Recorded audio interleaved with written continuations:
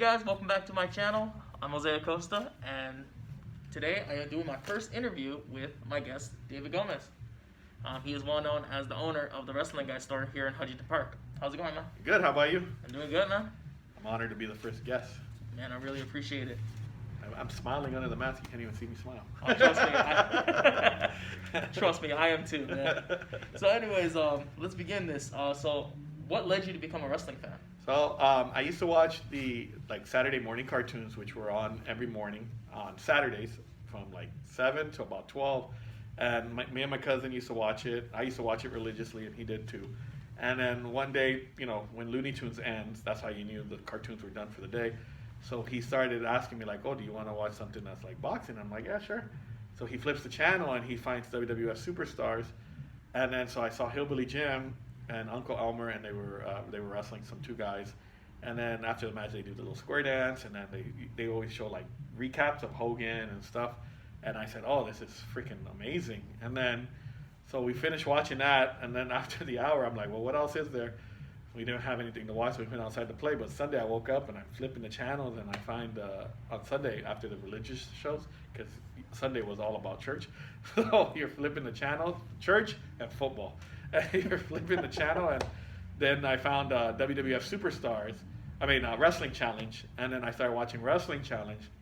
And then Saturday, Sunday was all religiously. I would watch Superstars, Wrestling Challenge. It got so bad. I remember I wouldn't go anywhere until after the shows were done. They would invite me places, and I'd be like, no, I have to watch wrestling. Fast forward a couple years later, I found out Primetime Wrestling was on, so I bugged my grandpa, and he bought cable. He ordered cable just so I can watch Primetime, and then it became Monday Night Raw. So I've watched every episode of Monday Night Raw since its debut till now. So I've never missed an episode of Monday Night Raw. And that's really interesting, man. I watch it every day, every Monday. Every Monday, man. That's really awesome to hear, man. Well, in wrestling, the one thing that many fans focus on is the matches. Mm-hmm.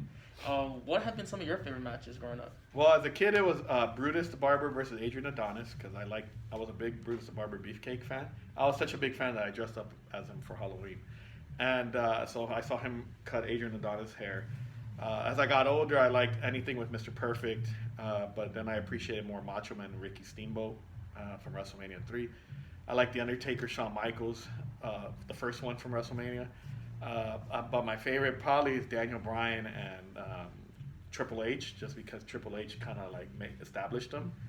And then I like the John Cena versus Daniel Bryan from SummerSlam, where Randy Orton cashed in, and I almost broke the TV because Randy Orton cashed in, and I was very upset. And even though my friend, who's not on camera right now, but was laughing and laughs every time I tell that story because he was there to see it. I'm just saying, Daniel Bryan got screwed, and it broke my heart. And then I did like The Rock and Stone Cold Steve Austin from WrestleMania 17, because I'm a big Stone Cold mark as well. So. And I really feel like that rivalry was one of the greatest rivalries in any of professional wrestling history. Yeah, I don't think there'll be another rivalry that'll touch the Austin Rock rivalry. Even though Austin McMahon was the feud, but Austin Rock rivalry, there's nothing that can touch that rivalry. Exactly. That's one of the best. I enjoyed every match they did together for the Intercontinental title, whether it be for the WWE title or whether it be the match from WrestleMania 19 in Seattle, where it was Stone Cold's last match. That was I enjoy every match that Austin did with The Rock. I went to the Royal Rumble actually in '99 when Vince McMahon won the Royal Rumble, and The Rock and Mick Foley or Mankind had the I Quit match. That was pretty gruesome. Thank God I couldn't see half of the chair shots. It was really insane with that match, Yeah. I didn't know about the chair shots until I saw that movie Beyond the Mat, and that's when I saw how bad it was. Because I saw some of it, but because of where I was sitting, you really couldn't see everything. Because I was on the floor, but I was on one side of the floor, so you couldn't see what was happening on that side until I saw Beyond the Mat. And when he's I think The Rock's hitting him in front of his kids, and I was like, yeah, that was bad. And poor Noel and poor Dewey, man. Yeah, you could hear it. You could hear the "pah," but you couldn't. I couldn't see it until I actually saw that documentary. Because if I go to the shows, I won't watch it on TV because I'm like, I already saw it. And that just shows, even though those chair shots are for real, Yeah. Those hurt, especially like him getting repeatedly hit Yeah. over and over in the head. Yeah, I could hear it all, and I saw some of them, but yeah, just hearing it was bad. Hearing it was just as bad as seeing it. Exactly, man. Well, for one thing, man, your store is really good. I love everything that you have in here. Thank you. So what made you open the Wrestling Guy store in the first place? Well, being a wrestling fan, I wanted to do something unique. So I love baseball. I love wrestling. I didn't want to do anything baseball because I used to coach, so I thought that was enough. That filled my baseball quench, I guess.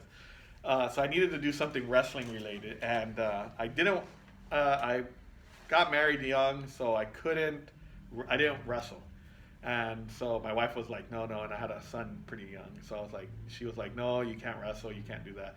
So I said, I need to do something wrestling related. So I said, why not open a store? I checked out RVD's store, which he had. RVD had a store called 5-Star Comics and Wrestling. And it was comic books on one side and wrestling on the other side. And when I saw that, I said, well, why can't I do something wrestling related, like just make it all wrestling? So when I tried it at the swap meet, and that was in about 2005. I did it at the swap meet. I opened up just shirts because I had some shirts left over from a previous business, and I said, let me try selling these shirts. So the shirts sold out the first day, and then so I kept adding stuff, and it finally hit. And so my goal was make it affordable for kids first and foremost, because I wanted kids to feel the same way I did when I would walk into Toys R Us or Target and find their favorite wrestler at an affordable price, not the collector's price of 2-3 times the amount. And then I also was determined to show that wrestling could be like a Disney store. Like I wanted my ultimate goal was to make my store like the Disney store, but where you would, even if it was just all WWE, which it currently is, because WWE is the only one that's really working with us. I wanted it to be like a Disney store. I wanted it to be where you come in and you can find whatever you're looking for. Like, if you're looking for a shirt, I can go to the Wrestling Guy and find it. Kind of like what you do for Disney. Like, if you want a Mickey Mouse shirt, first thing you think, I'll go to Disney store. So kind of like that. And that's the goal. That's still the goal. So you never know. Maybe WWE will buy me out. That's pretty fascinating. If you're listening, Vince, buy me out. And I can retire. Dude. Spend more time at home. Well, also, I mean, like, one of the cool things about it is, like, not only do you sell, like, the wrestling merch and everything, but also you host meet and greets inside your store. So how's that like? How did you basically start these meet and greets? Well, it's fun. It's a lot of fun. It's nerve-wracking because you don't, it's like you're meeting some of your favorites. And so the first one I had was Chris Masters, and I bumped into him at Staples Center during one of the Summer Slams. And I asked him, hey, I have this swap meet space. I would love to have you as my first guest. He said, yeah, bro, just send me your info. Let me know what we'll be doing. We'll work it out. And so we worked it out. And sure enough, he was my very first guest at the swap meet. And then he actually connected me with Chavo Guerrero. So then we had Chavo at the swap meet. We also had, I think, John Morrison just after he left WWE.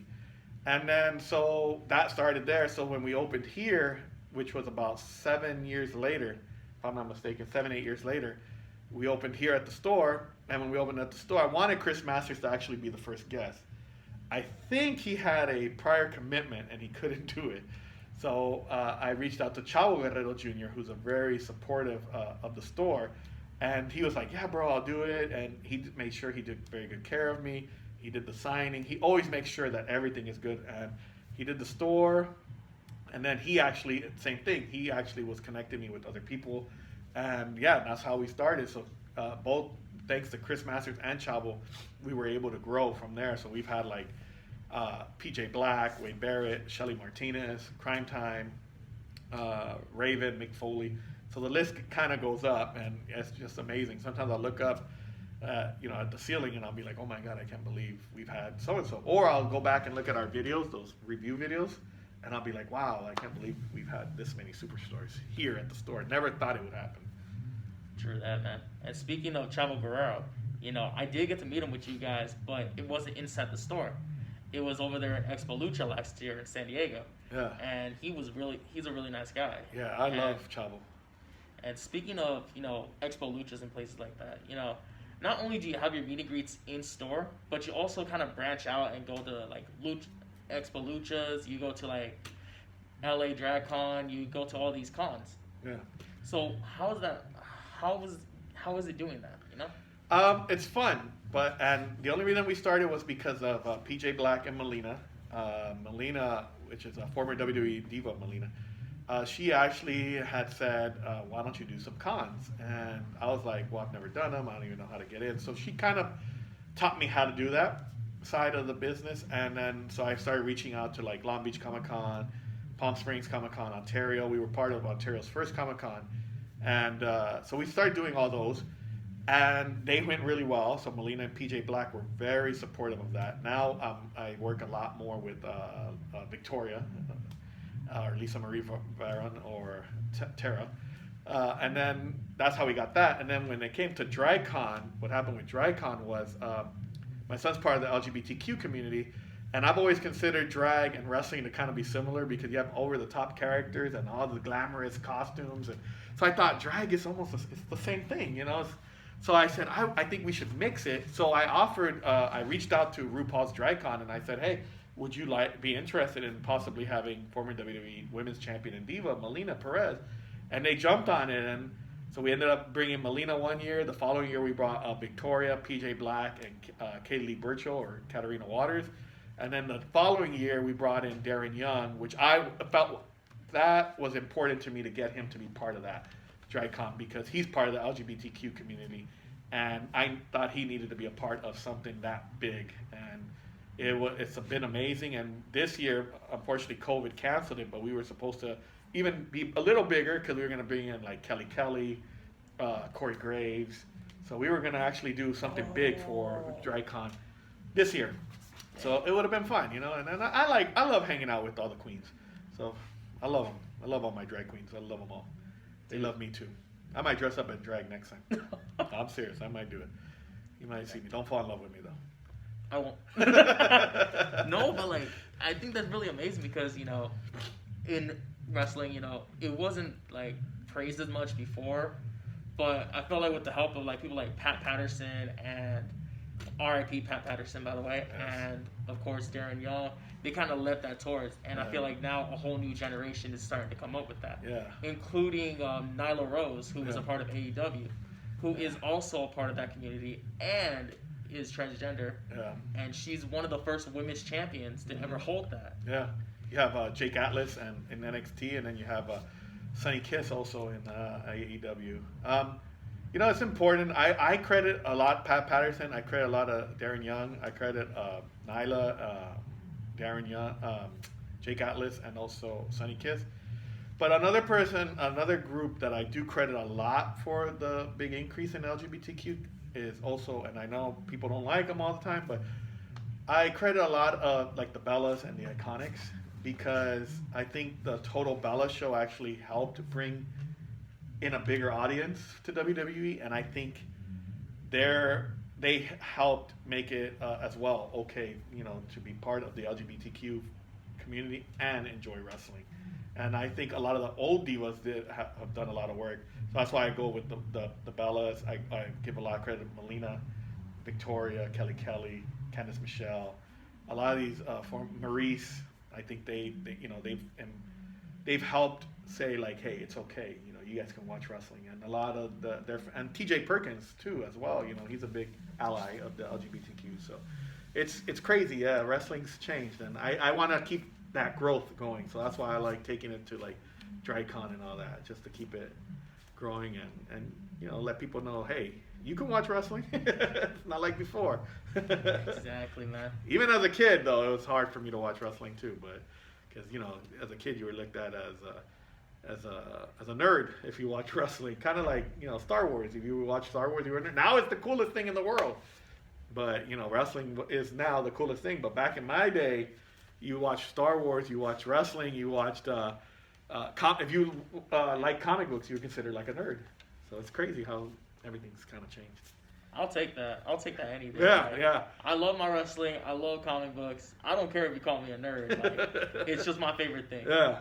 So, I know that you moved your business from over here in Huntington Park, from a store to a kiosk down in Montebello Mall. Mm-hmm. What was that like for you? It was different. The reason we moved was because we wanted some repairs done to the store, and some repairs weren't being done. And then the most important thing was the air conditioning because it would get hot in here, and it just couldn't be repaired. So we had to take it somewhere until everything got repaired. And so we decided, you know what, let them repair what needs to be done, and then we'll go to Montebello. And if we like it, we'll stay, and if we don't like it, we'll come back. So we left, and yeah, it was just different, man. The one-on-one, friendly, you felt more.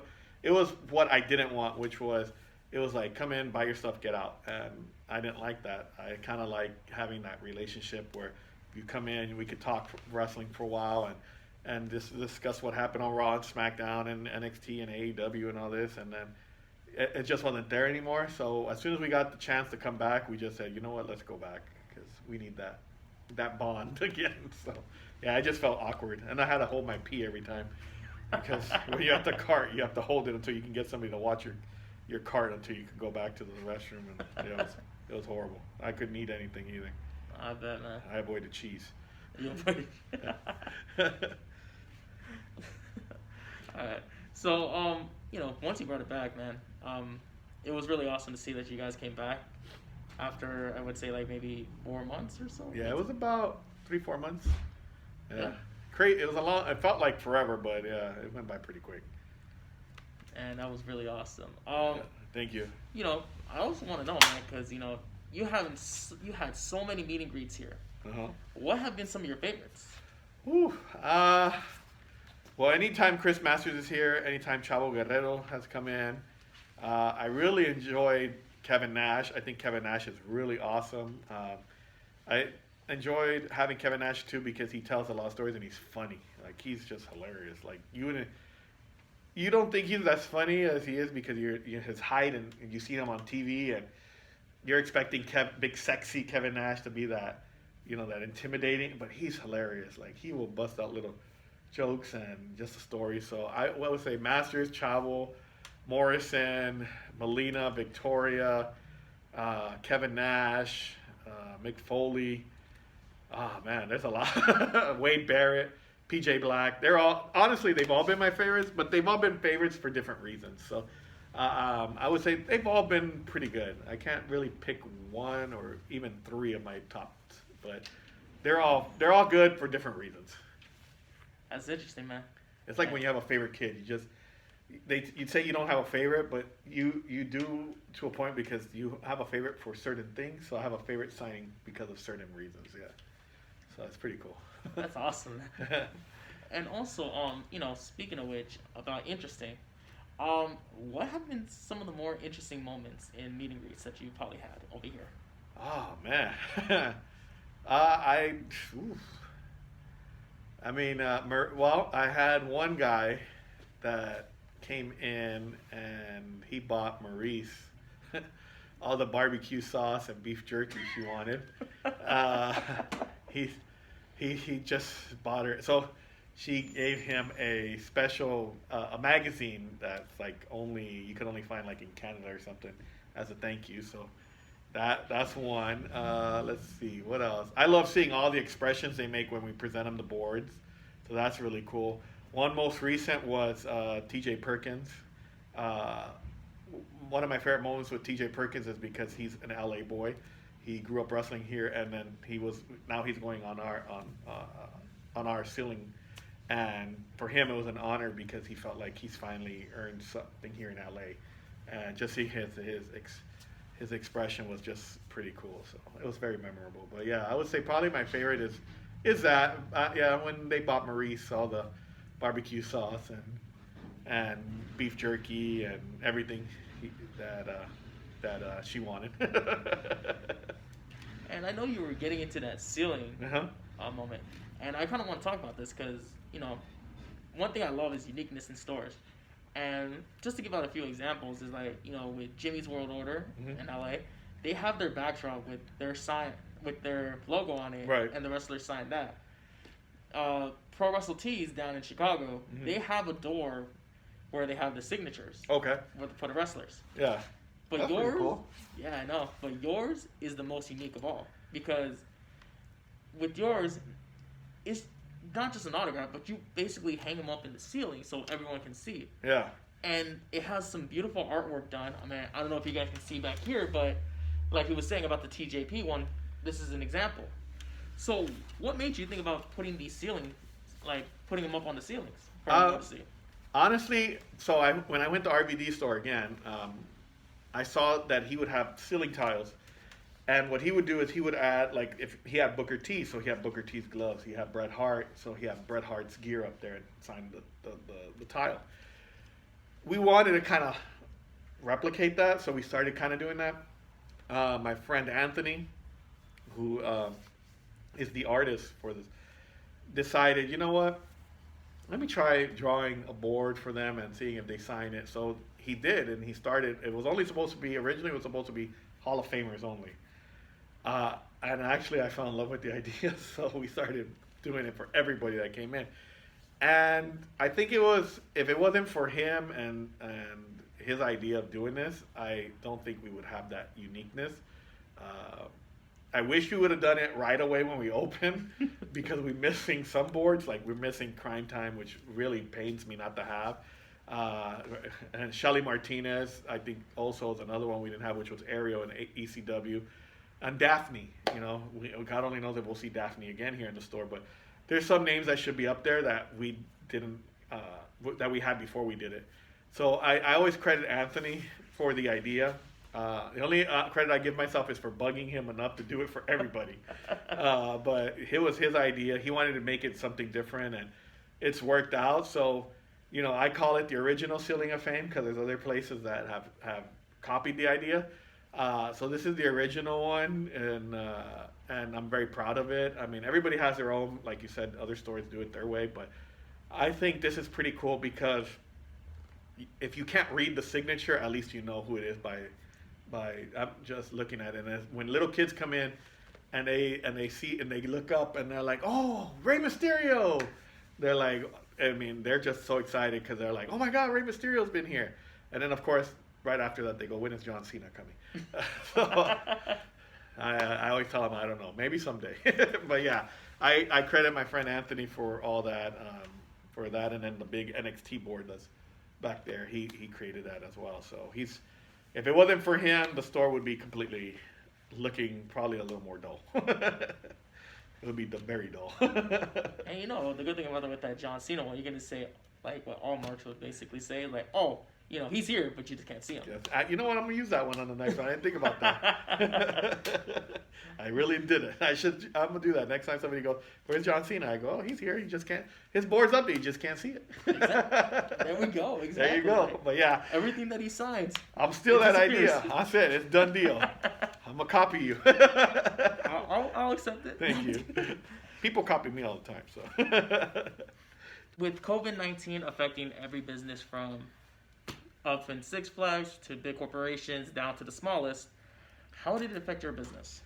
So when COVID first hit, we heard about it, and we were able to stay open for a little while, and then they did the complete shutdown, and we were closed for a total of 3 months, and we thought it was only going to be like maybe a week. So the week was okay because we felt like, oh, you know, a little vacation because I've been doing this for 7 years straight, and then so.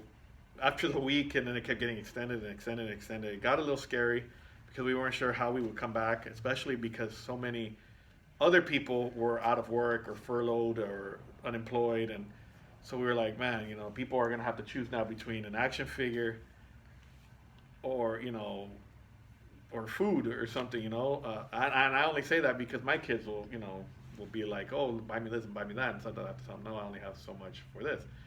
So it was kind of scary because we weren't sure how people were going to be able to, you know, come back and support this store. But fortunately, we have a lot of great customers and that come in, and they were so super supportive. They started buying online. Then they did the curbside pickup. Then when we were finally able to open in June, they were coming in June and just buying and buying. And also, toy sales were just going up. And I think because a lot of kids were staying home, so parents were trying to find ways for the kids to stay busy while they're at home because you can't go to Disneyland or Six Flags or anywhere. So our toy sales increased, and it was a bigger surprise than what I thought. was going to happen. I expected the complete opposite. And so fortunately, like I said, we have great customers, amazing customers that are very supportive of the store, such as yourself, that come in and support everything that the store does. And yeah, I mean, it's scary. Even to this day, it's kind of scary because we don't know if there's another shutdown. They shut down the small businesses again. What will happen? Will we be able to survive a second one? But fortunately, it's been okay. But it was scary at first. It was very, very scary and stressful. Being home for 3 months, not being able to do anything is the worst. No, I feel you, man. And especially for like that past, when I lost my job, well, not totally lost it, but once they put me off the schedule at Six Flags due to this whole thing, I was just at home doing nothing. And, trying to figure out what I can do for myself. Yeah. So I can see what you mean by that. Yeah.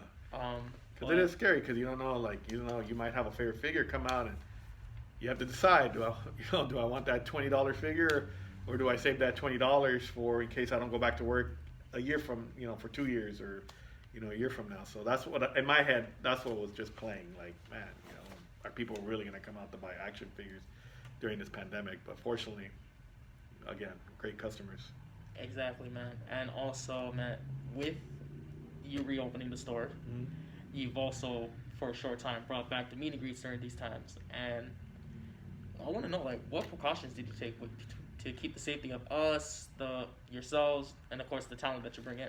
So a lot of people, they only saw the outside. So I'm glad you asked that question because it was a lot of work. We limited the amount of people in here. Before meet and greets, we would line people up in here and boom, boom, boom, take the pictures, get the autograph, go out.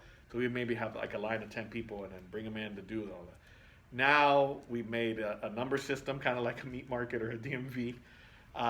We sprayed Lysol in here like crazy that sometimes we would go home smelling like Lysol.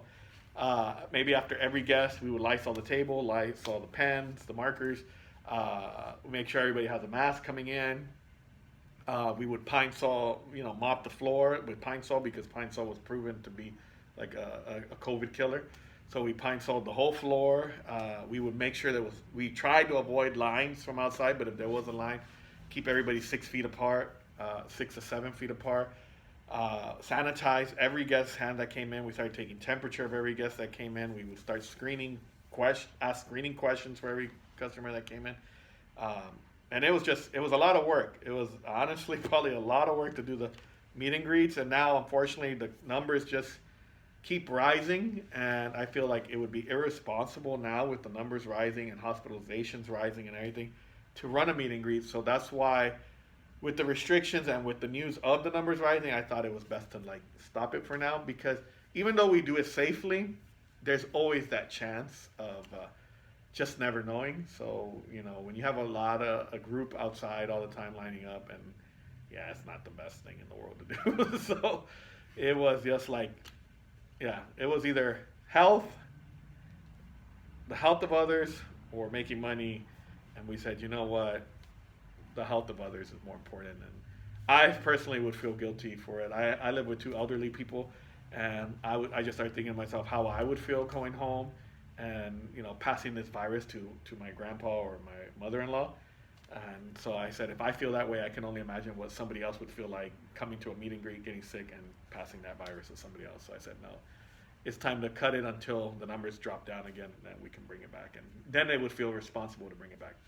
No, yeah, and it does suck, but it's for the safety of others, and I'm really happy that you thought about that as an owner and as someone that is living with someone that could possibly end up suffering at the worst at this point.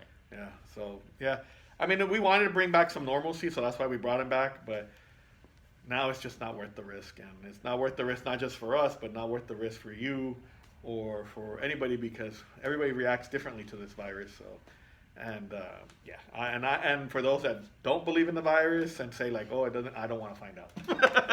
No, exactly. Same with me. That's one of the reasons why we're doing it with the mask.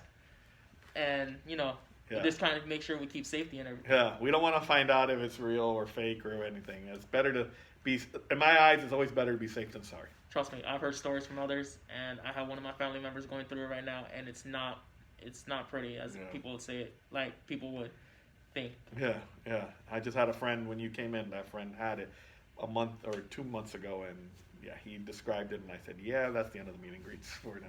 Yeah. So, yeah, it's not good. Well, I know that one of the things that you do other than this, Mhm. other than owning the Wrestling Guy store, is you also have your own podcast called Nobody Listens to David. Yeah. So for one thing, how did you come up with the name, and like how has it been working on the podcast?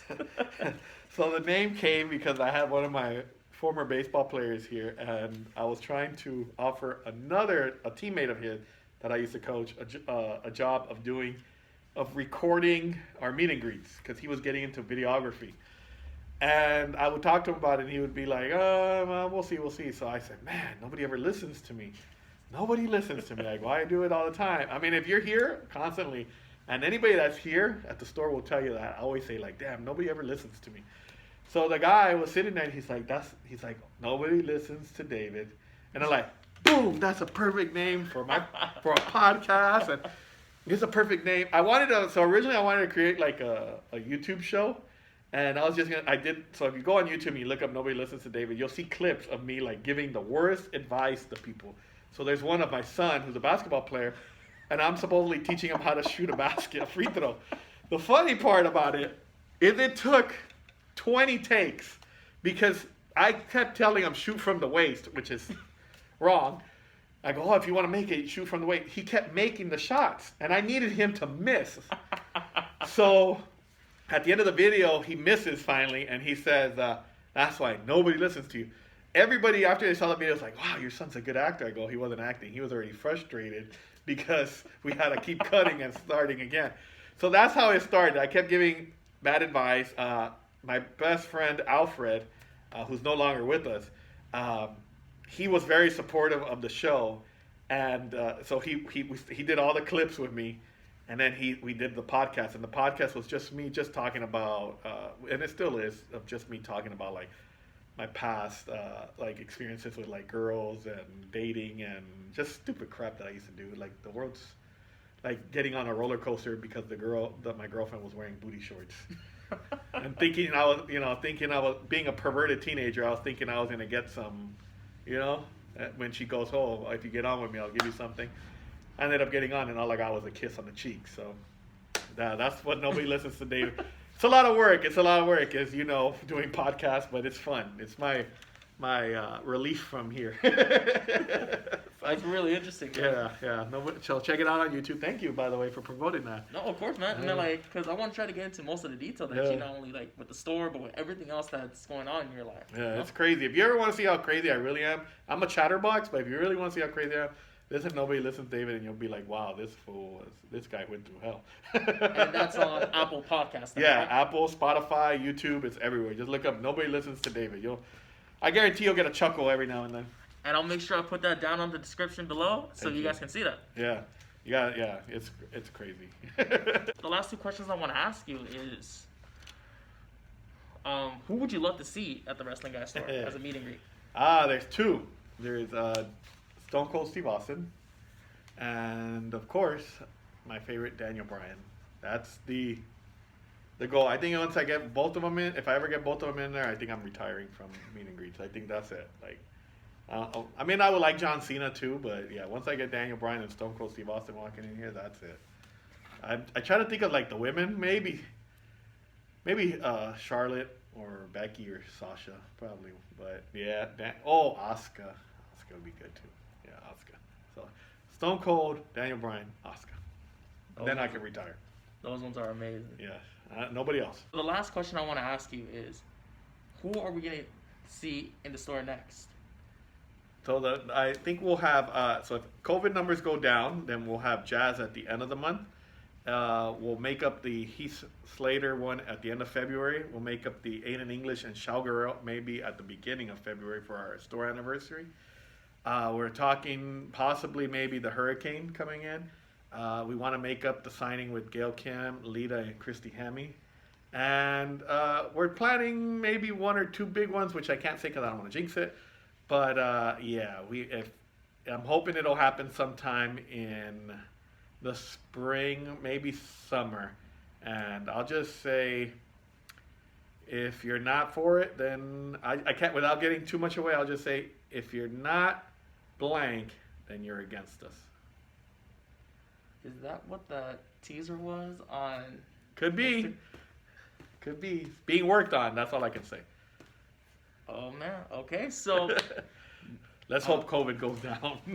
Let's hope, guys. That's all we can do. So thank you very much for being my first guest. I really appreciate it, man. No, I really appreciate you having me on, and I'm very honored to be the first guest, so thank you very much. And for anyone who doesn't know, you can follow this guy on Instagram, Twitter, and also on TikTok under The Wrestling Guy. I don't do any funny videos. I try not to.